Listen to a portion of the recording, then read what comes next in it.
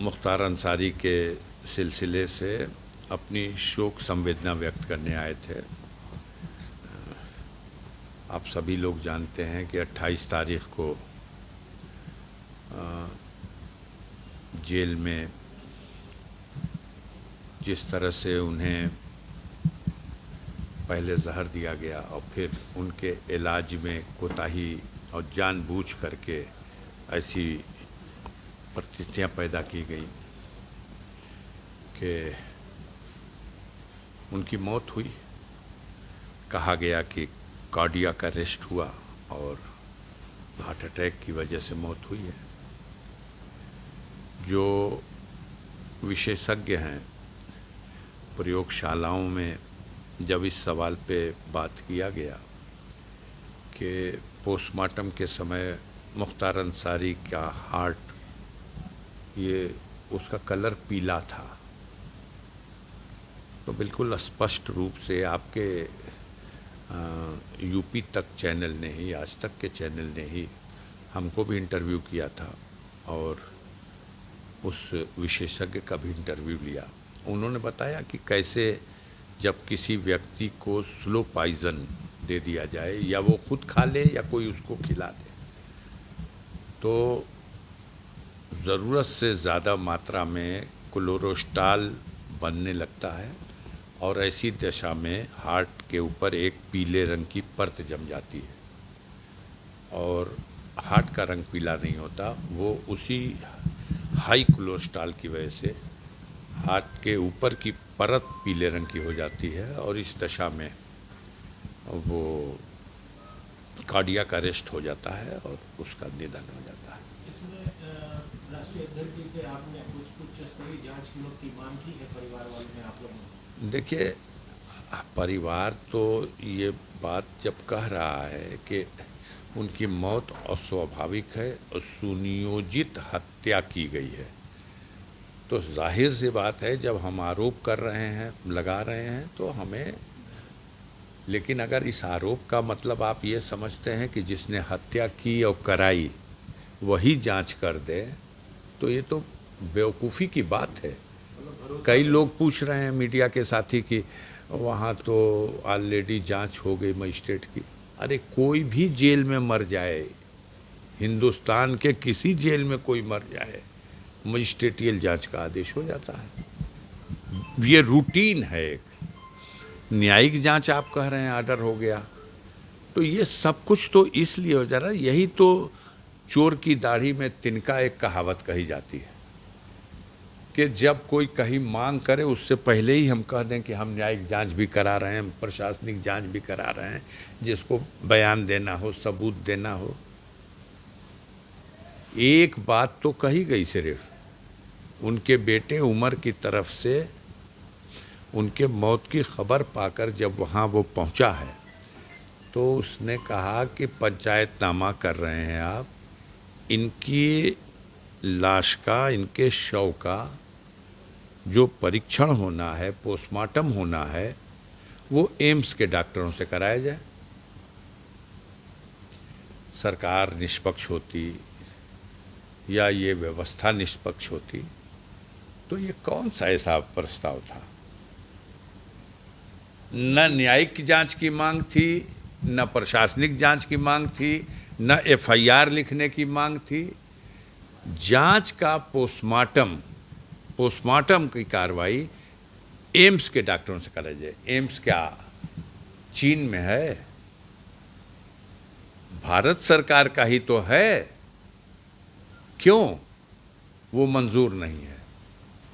इसलिए कि जिन डॉक्टरों ने तमाम खाना पूर्ति इलाज में की है, जिनकी भूमिका पूरी तरह संदिग्ध है, वो अपने आप को बचाते हुए और सबको बचाने के लिए पोस्टमार्टम में इस तरह से करेंगे। वीडियोग्राफी भी हो रही थी, वीडियोग्राफी भी होती रहे, सब देखता रहे। पंचायतनामे पे उमर ने दस्तखत भी किया है। लेकिन जो बात है वो ये है कि एम्स के डॉक्टर आते तो वो अपने परीक्षण में उन तमाम बारीकियों को देख लेते जो उस बॉडी में उन्हें यह सिम्टम दिखाई देते कि इस व्यक्ति की स्वाभाविक मौत नहीं है, हमको भी संतोष हो जाता। अखिलेश यादव कितनी देर तक आपके परिवार के साथ थे? नहीं, माननीय अखिलेश यादव जी जब आए तो परिजनों के साथ बैठे, हमारे परिवार की सभी सदस्य भी थे, महिलाएं भी थीं, और हम सब लोगों ने अपनी पीड़ा को, अपने दुख को उनके सामने बताया भी, व्यक्त भी किया। वो खुद भी जानते हैं बहुत सी चीज़ें थीं। उन्होंने कहा तो हमने आपसे, उसी दिन ही उन्होंने शोक व्यक्त किया था घटना के तुरंत बाद। अब अगर उन्होंने कोई मांग की है सुप्रीम कोर्ट के जज से, सिटिंग जज से, तो ये वेलकम करने योग्य उनकी मांग है। अब अफजल भाई, जैसे राष्ट्रीय अध्यक्ष जी आए थे, इसका एक राजनीतिक संदेश भी गया समाज, वो क्या लगता है, पॉजिटिव रहेगा? या हमने आपको भी बताया, फिर बता रहा हूँ कि भारत में लोकतंत्र है, और लोकतंत्र की व्यवस्था में राजनीतिक दल, और वो भी उत्तर प्रदेश के प्लेटफॉर्म पर समाजवादी पार्टी और उसके राष्ट्रीय अध्यक्ष, तो अब इसको जिस चश्मे से जो देखे, उनका कहीं आना जाना एक राष्ट्रीय अध्यक्ष का उत्तर प्रदेश में तो माने रखता है। और आपको पता है कि हमारे भतीजे हैं मन्नू अंसारी साहब, वो समाजवादी पार्टी के ही विधायक हैं। हम स्वयं गाज़ीपुर लोकसभा सीट पर माननीय अखिलेश यादव जी ने समाजवादी पार्टी की सूची में अपने कैंडिडेट की हैसियत से चुनाव लड़ाने का हम पर भरोसा किया, हमारा नाम दिया है उसमें। उनके आने से तो मिला? भाई ये कैसे, एक तो स्वाभाविक बात है जब उस कोई मुखिया और अपने उस परिवार से, पार्टी भी एक परिवार है, उस परिवार से जुड़ा हुआ कोई व्यक्ति पीड़ित है, दुखी है, और उसके पास वो जाता है, उसे सांत्वना देता है, तो ये तो स्वाभाविक है कि उसको उनके आने से काफ़ी राहत मिली होगी, हिम्मत मिली होगी। बाहर चर्चा है कि असदुद्दीन ओवैसी साहब आए, इसलिए अखिलेश यादव को आना पड़ा। अब बाहर की चर्चाओं को तो हम नहीं जानते। हमने आपकी चर्चा देखी थी कि असदुद्दीन ओवैसी साहब आए थे, अफजाल साहब नहीं मिले। मैं बीमार था, बीमार अब भी हूँ। फ़र्क दोनों के आने में यही था कि एक 1 बजे रात में आया था और एक 1 बजे दिन में आया था। जो 1 बजे दिन में आया था उससे मेरी मुलाकात हुई, और जो 1 बजे रात में आया था, मैं कहा कि मैं बीमार हूँ, मुझ पर गम का पहाड़ टूटा है। और ये कमेंट सुशोभित नहीं करेगा। ये भी कहा गया कि आपके बड़े भाई सिबकतुल्ला साहब भी नहीं मिले। तो मैं आपको बताऊं कि मेरे बड़े भाई सोम सलात के पाबंद आदमी हैं। इस वर्ष 50वां वर्ष है उनका। जब रमज़ान के महीने में वो 30 रोज़ा भी रहते हैं, और अंतिम 10 दिन एतकाफ़ कहा जाता है। एक तरह की विशेष पूजा है, ये एक तरह की विशेष इबादत है।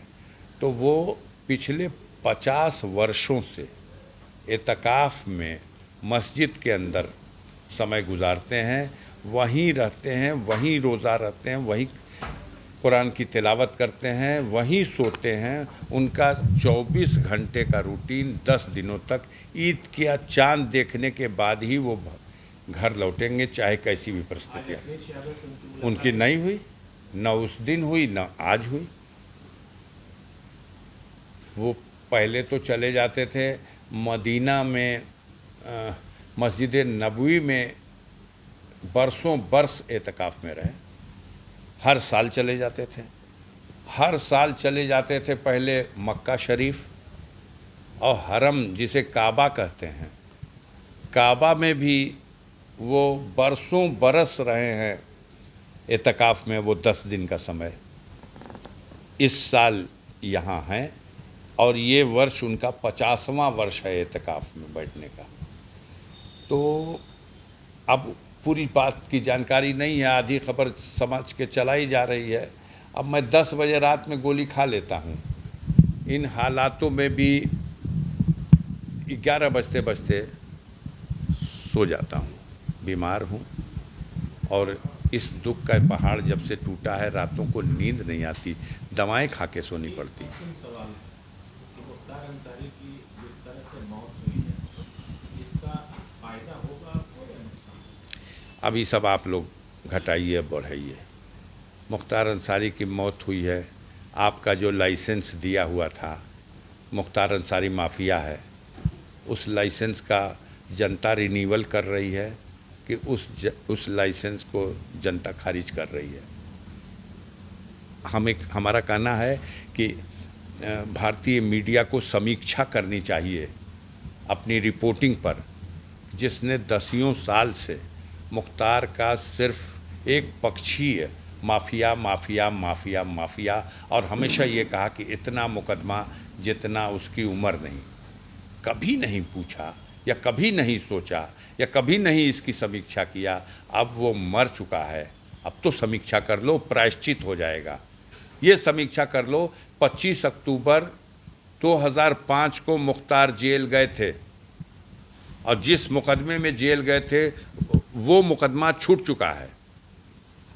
अब बताओ, इस 18.5 साल के पीरियड में मुख्तार के खिलाफ, अगर हमारे पास गिनती नहीं है, आपके पास होगी, 40 है, 50 है, 60 है, 65 है, 70 है, जितने मुकदमे हैं, उसमें 95% ऐसे मुकदमे नहीं होंगे जो मुख्तार जेल में है और ज़बरदस्ती शासन प्रशासन और सरकार उसके खिलाफ झूठा मुकदमा लिखाई हो।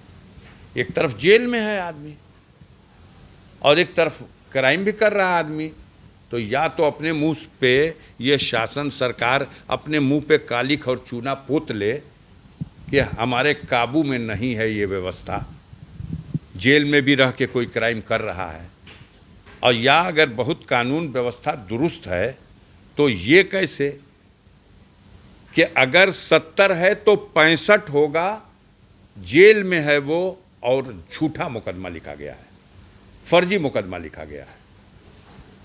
आप इसकी समीक्षा कर लो, अगली बार जब हम बैठें तो आप हमसे कहना कि आप तो अफजाल साहब ऐसे कहे थे, हमने तो समीक्षा कर लिया, गलत है। ऐसा भी हो सकता है कि 99% वही मुकदमा हो जो जेल में जाने के बाद झूठा लिखा गया है।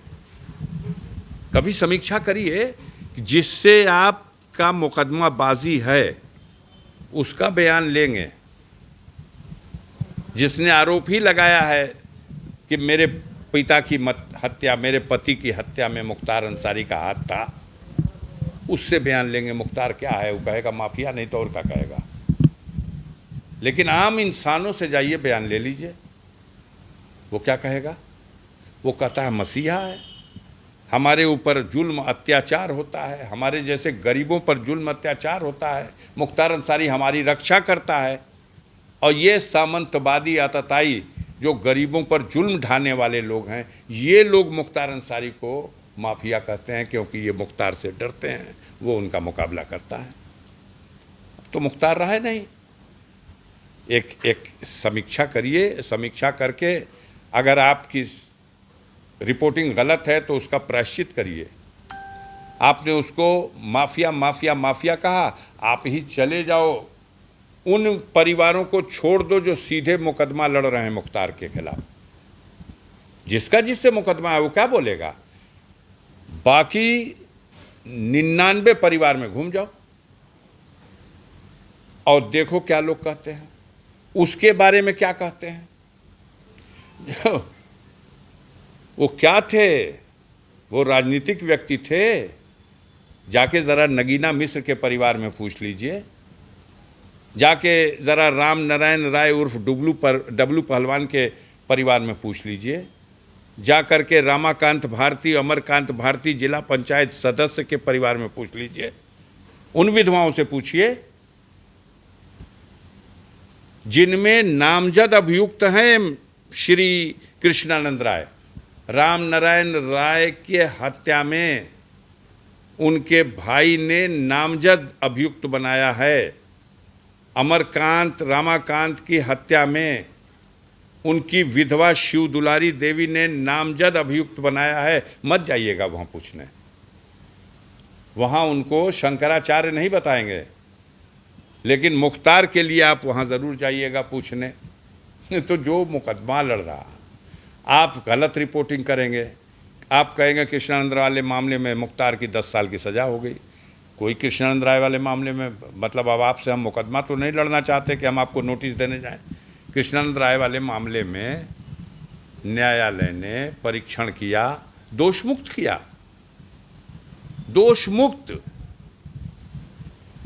गैंगस्टर के मामले में सजा हुई है, गैंगस्टर न्यायालय ने सजा दे दी, वो भी अपील में है। अभी एक खबर गाज़ीपुर से, कुछ तो लोग हैं जो खुद खबर नहीं लिख सकते, उनकी खबर कोई लिखता है, लिखवाता है, या तो बोल के लिखवाए या लिखवा करके दे दे, वो अपने नाम से लगा दे। तो एक खबर चलाई गई कि 3 तारीख को अफजाल अंसारी के अपील की सुनवाई हाई कोर्ट में होनी है।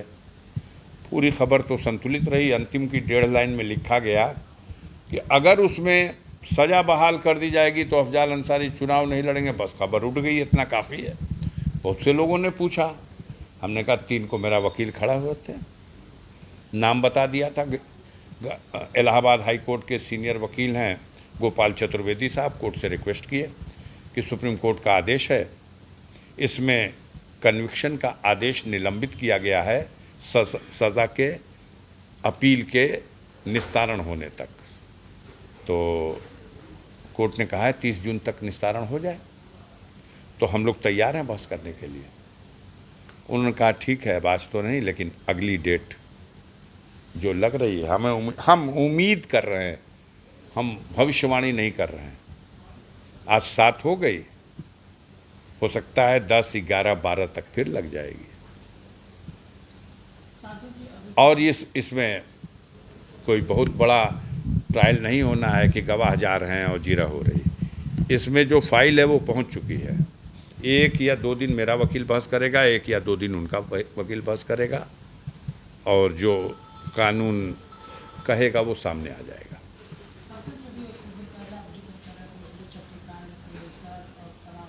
हमने ये कहा है, लेकिन हमारी किसी बात को आप कभी माने हैं? हम गाज़ीपुर पत्रकार एसोसिएशन से सीनियर पत्रकार शशिकांत जी से, वीनू सिंह जी से, आलोक जी से हम सबसे निवेदन करेंगे, गुजारिश करेंगे, सच की पड़ताल के लिए आप उसरी चट्टी पे जाइए और सच की पड़ताल कर लीजिए बस। और जो सच हो उसको जनता के सामने बता दीजिए, क्योंकि घटना तो एक ही बार हुई है 15 जुलाई को, और उस घटना की कहानी 2 बन गई। एक कहानी जो 15 जुलाई को बताई गई और रजिस्टर्ड की गई, और दूसरी कहानी जो 22 साल बाद 2023 में बताई गई है। तो पड़ताल तो करिए, आप तो पड़ताल कर लेते हो। वहाँ तो आम जनता से आप पूछ सकते हैं। अभी बहुत से मर बिलाने के बाद भी 20-22 साल बाद लोग वहाँ हैं, क्योंकि ये मामला आपको हल्का लग रहा होगा, कितना खतरनाक है। अगर ये परंपरा बनी रह गई तो कब किस पर ये तरीका अख्तियार किया जाएगा। 22 साल बाद की कहानी सच है, और 22 साल पहले जो कहानी आई वो गलत थी। लेकिन इसमें चूंकि एक पक्ष से ब्रजेश सिंह को सरकार खड़ी है बचाने के लिए, त्रिभुवन सिंह को बचाने के लिए, भले ही सरकार की साख को दांव पे लगा करके अब मुख्तार अंसारी की हत्या करा दी जाए, तो बात और है।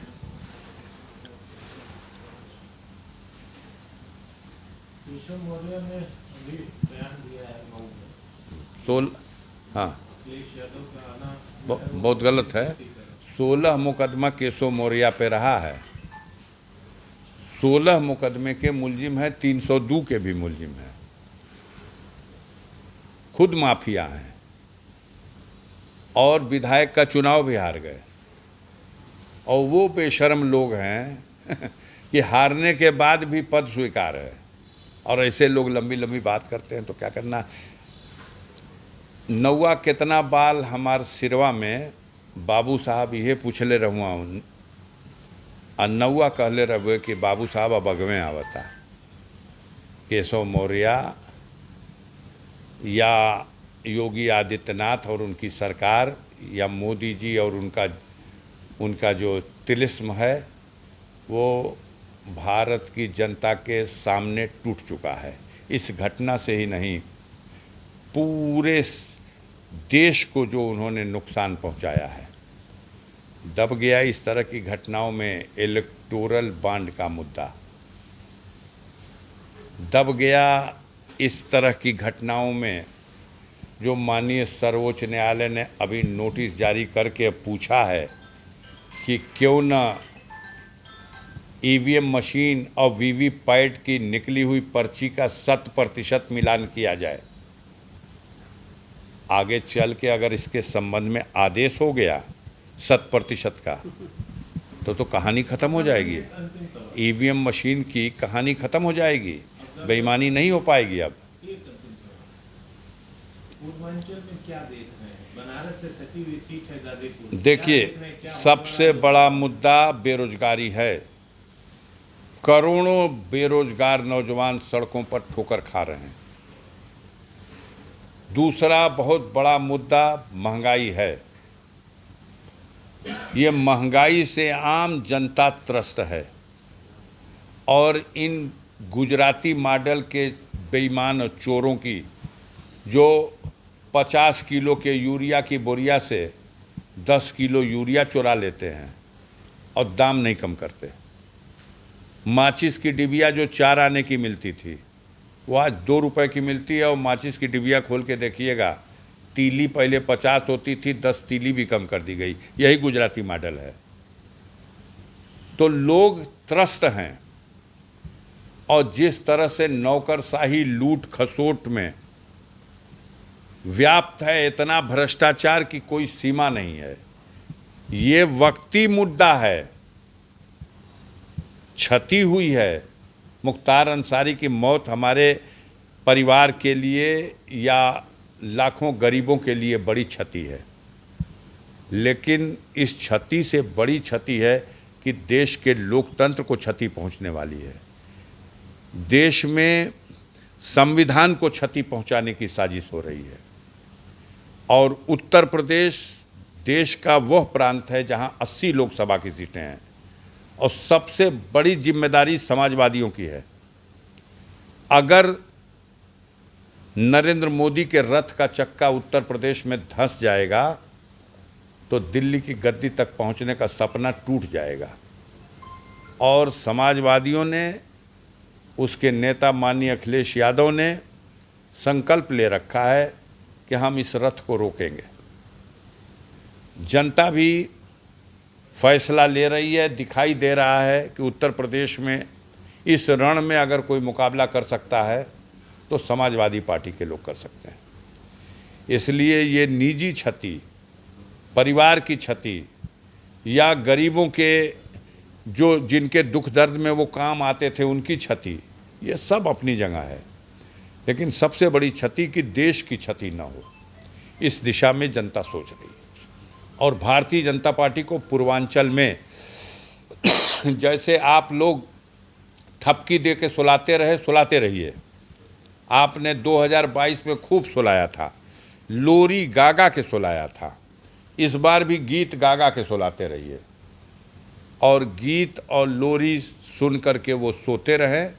फिर भी पता चलेगा उत्तर प्रदेश के पूर्वांचल में, पूर्वांचल की जनता मिजाज बना चुकी है। भारतीय जनता पार्टी को एक एक सीट निकालने में तारा नजर आ जाएगा। 80 में कितनी सीट? ये ज्योतिष शास्त्र सिर्फ बीजेपी के लोग जानते हैं और मीडिया जानता है। 80 में 80 जीत रही हैं। हम तो कई बार गाजीपुर में आप लोगों को कहा था कि सारे देश का पूछ लिए, बता देंगे यूपी में 80 में 80, बल्कि एक ठो एक्स्ट्रा देते थे, 81 बोनस दे दीजिए इनको,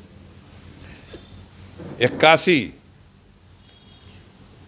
उत्तर प्रदेश में तारा नजर आ जाएगा। उत्तर प्रदेश में रथ रोकेंगे आप लोग? रुक गया, जाके देख लीजिए, मुजफ्फरनगर को देख लीजिए।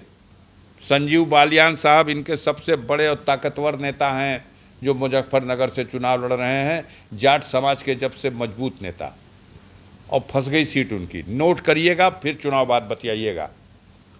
मुजफ्फरनगर की संजीव बालियान, और समर्थन है किसका? जयंत चौधरी का। उसके बाद भी सीट फंस गई। अब पूछिए कैसे फंस गई? इस तरह फंस गई कि जो किसान हैं वो कहते हैं कि मौका अच्छा आ गया है, हम लोग चौधरी साहब को इसने हराया था, उस बेईमानी से हराया था, उसका बदला लेंगे। पता करिए ज़रा सा। आज आपके आज तक वालों की टीम तो सारे हिंदुस्तान में है, खाली खैरियत पूछ लीजिए उनकी। उनका तो बिल्कुल चुनाव सवाब पे चढ़ा हुआ है। मुझे जो वहाँ से रिपोर्ट देने वाले हमारे साथी हैं, कोई और नहीं है, मीडिया के साथी हैं, उन्हीं से पूछा, और रोज़ अब उसको पूछता हूँ एक बार दो बार। मुझे तो रिपोर्ट मिल रही है कि अपनी सीट का क्या हाल बताएगा? हमारी सीट पे कोई लड़वैये ना है। आपसे लड़ना है तो क्या लड़ें? आज की डेट में तो गाजीपुर के मीडिया वाले लोग हमसे लड़ रहे हैं। कोई भाजपा का नेता लड़ रहा हो तो बताइए। अब शिव कुमार कुशवाहा से लड़ें, उन्हीं को कैंडिडेट मान लें तो बात हो रही है। उन्होंने नंबर दे दिया है कि सबसे खराब सांसद, तो अब उन्हीं से लड़ें। हम थोड़ी कहने जाएंगे कि सबसे खराब पत्रकार, हम तो उनको मानेंगे कि वरिष्ठ और जानदार पत्रकार। एक सवाल लगता है कि पार्टी के मुख्यालय पे पोस्टर लगाया गया था कि मुख्तार अंसारी देख, सुन गए, समझ गए आपकी बात, समझ गए आपकी बात सर। सर मेरे समझ गए सर आपकी बात। मैं मीडिया के माध्यम से, अच्छा सवाल है आपका, मैं मीडिया के नाम से इसको स्पष्ट करना चाहता हूं कि ईद का त्यौहार, ईद का पर्व, यह रमज़ान के महीने में जो लोग इबादत करते हैं, रोज़ा रखते हैं, या किसी तरह की तिलावत करते हैं, ज़िक्र करते हैं, तहज्जुद पढ़ते हैं, तकवा करते हैं, जितनी भी इबादत उनकी हुई, उस सब की इबादत का इनाम मिलता है ईद के दिन। वो रब्बुल इज़्ज़त आपकी इबादत कबूल करता है और आपको इनाम देता है। तो हम समझते हैं और यही मुनासिब है कि ईद के दिन को इस गम के दिन से न जोड़ा जाए। वो दिन इनाम हासिल करने का दिन है, और वो भी किससे? वो भी अल्लाह से इनाम हासिल करने का दिन है। तो ईद का दिन ईद की तरह ही मनाया जाए, सादगी से मना लिया जाए, लेकिन इसको न मनाया जाए और गम मनाया जाए, ये मुनासिब नहीं है। मेरी अपील है कि इसको किसी ने अगर मिसगाइड किया है तो वो गलत है। सबको ईद मनानी चाहिए।